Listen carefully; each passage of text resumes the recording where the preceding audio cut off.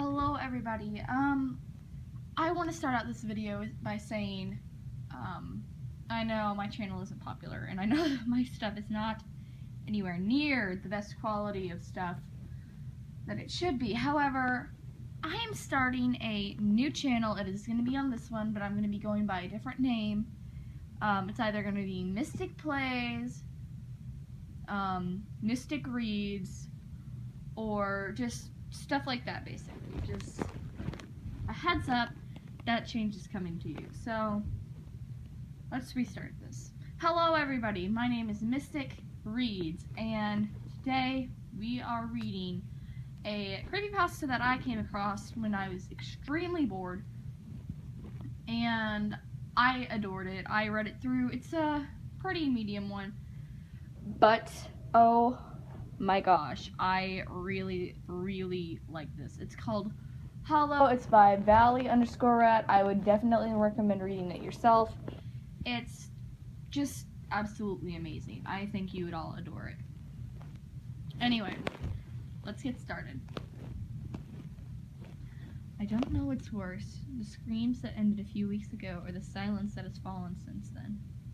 Before, I felt like everything should be done to help others. Now, my self-reflection, I don't know anymore. It was like any other day in the city, sunny, crowded, and busy. I was walking to work at a large national bank, where I recently began an internship. I remember the day well because, besides the obvious fact that the world ended on this day, I had finally convinced myself to talk to the cute secretary across the hall from me. Things just seemed to be going my way that day. I walked to work every day, and the flow of traffic was straight my way. That's when the alarm sounded. There was a mass panic, as expected. I watched as thousands of people ran in hysteria, all going absolutely nowhere. Some of the people ran for the subways, anything deep in the ground. There's only so many places to go, and as I stated before, people weren't getting very far. The only option I really had was to follow all those going into the subways. There was some military personnel in the corridor instructing us down the tunnel, wearing full military gas suits like they were equipped for some sort of bio-air attack. You couldn't see their faces at all, and they looked ominous. Some people were crying, and the children were screaming as their parents dragged them into the ever-darkening tunnel. It must have been a few hours that I walked in darkness with crowds of people before the military personnel, dressed in similar attire as described before, signaling us to turn left into a behemoth of a vault. The characters N77R2D80F were written across some of the steelwork. I was lucky enough to have gotten in because I heard gunshots after walking through the metal frames and the large bronze-looking doors shut behind us. More screams could be heard outside and more gunshots. Things got quiet after a few minutes. The explosions began around 15 minutes later. The sound was deafening, and the ground shook like the gods themselves were trying to kill us. The children continued screaming through it all, and continued long after. The thing that disturbed me the most was the lack of noise outside. Things remained quiet in the vault for the next few days. People talked about what might have happened on the outside and the general consensus that was the nuclear explosion that had detonated on the surface.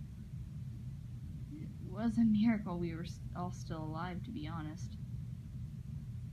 There was a small cafeteria for us, but it was obviously overwhelmed by the amount of refugees here. The food rations were fairly small and seemed inhumane, but we all knew there wasn't enough to go around.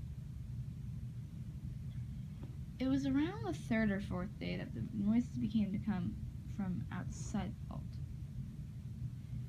The soldiers were instructed by their superiors not to open the doors for any reason, and I think we were all thankful for that. None of us wanted to see what was on the other side, especially now that we heard the police. We know you're in there. You have to let us in. Help us. We're dying out here. Do something. For the love of God, help. Their cries went on for around 3 hours before the gunshots sounded on the other side of the door. I don't want to know who those shots came from, but we were all glad for the quiet.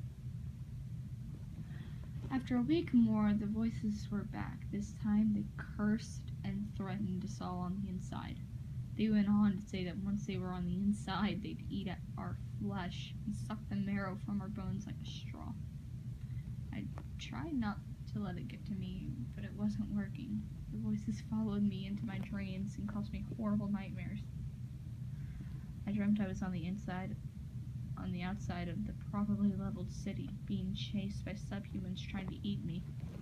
I know they're just dreams, but who knows if that's too far from reality. Recently, the leaders of the vault had all agreed that our rations would be halved. There was a protest, and a small faction actually tried to take the cafeteria, but they were all shot. I've begun hoarding the food I've gotten in my bag for work. Like I said, there's not a lot, but I stow away what I can. They're inside the vault, and they're not human. I caught a glimpse of them as I ran through the corridors, and those things are not humans. They have horrible green glowing eyes, and their hairless skin is yellow. I locked eyes with one of them, and at that moment I felt the hatred he or it felt for me. A step, 2 steps, and finally a burst of rounds into its head from its left. I didn't wait to stop and greet my savior. I ran as fast and as hard as I could run. You'll probably think me a coward for what I'm about to say next, but I don't care. I arrived in the cafeteria and went straight for the kitchen. Breakfast was just being served, so one of the storage rooms wasn't locked up, and no one was around. I locked the giant door behind me and listened to the carnage outside of the door. Some shots continued to ring out through the next couple hours, and were silenced. I spent my time taking stock of what food I had, and it was enough to survive for, let's say, a hell of a long time. A soldier lay inside near the door with his rifle to his front, and his sidearm still holstered. I grabbed the sidearm and pocketed it. I have been in this room for longer than I can keep track. By the amount of cans stacked against the side of the wall, I can only guess a month. The corpse in the room has began to rot a long time ago, and the stench is horrendous. It fills my nostrils all day and night. The worst of it is they know I'm here. They know I've locked myself in this room, and they keep telling me that I'm going to die here. I'm going to die in this room. This is the place. They whisper to me in my sleep that they'll peel my eyelids off my head and rip my fingers off one by one. I spend the days curled up in the corner watching the man rot and wishing my hell would end. I've thought to myself many times that I could just shoot myself in the temple and this nightmare would go away. The food is dwindling and this idea is more and more tempting. Those hollow things call my name. In my loneliness, I told them who I was. They told me to open the door and it'll all be over. Those hollow, inhuman things tell me to end it. End the torture on my own terms. They got one thing right. Tomorrow, when I wake up, I'm ending it all on my own terms.